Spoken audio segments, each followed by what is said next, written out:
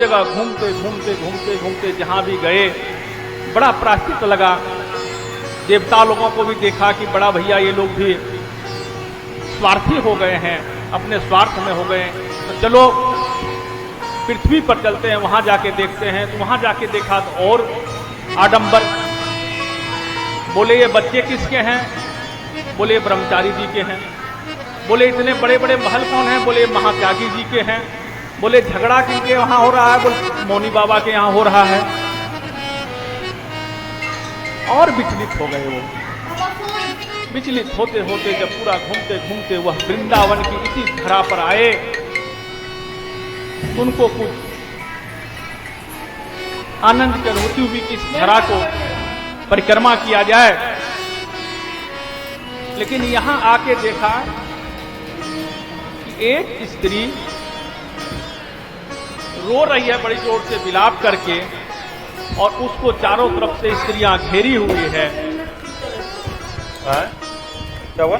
पहले तो मन किया कि साधु हैं, किसी का दुख देखा नहीं जाता, तो चलें भैया कौन है। लेकिन जब वहां गए तो देखा देवी है, फिर वापस लौट गए कि आजकल समस्या बड़ी खराब हो गई है, देवियों के बीच में अकेले जाना ठीक नहीं।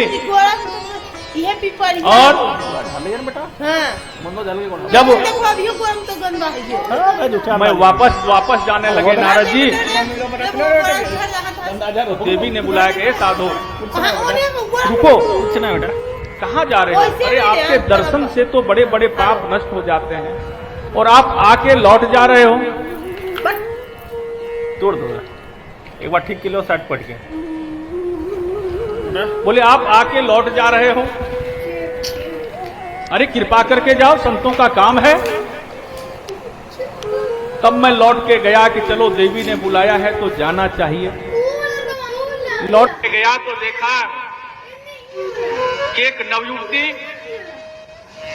रो रही थी और दो वृद्ध अचेतन अवस्था में लेटे हुए थे।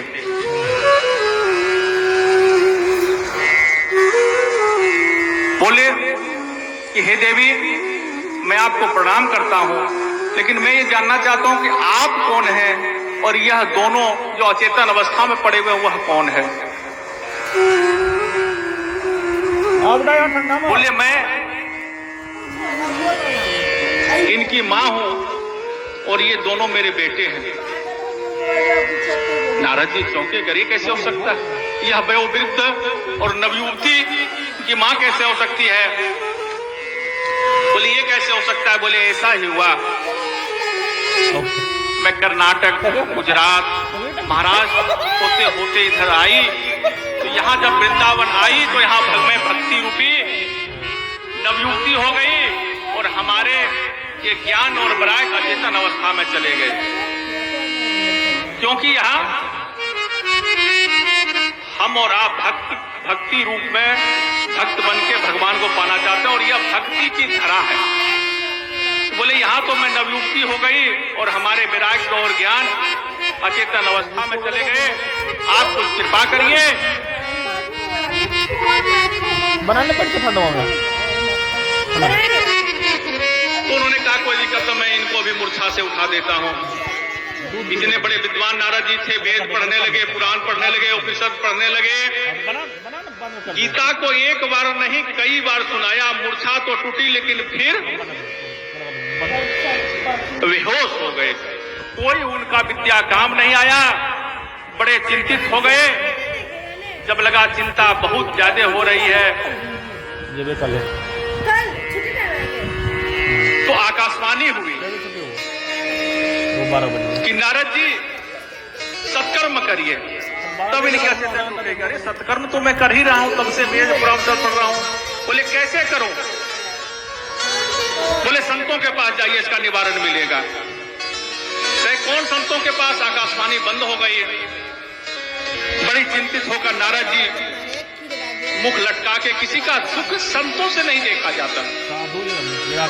घी तो क्या है, मक्खन क्या है कि उसको जब गर्म होती है तो वो पिघलता है, और साधु दूसरे के दुख को देखकर पिघलता है।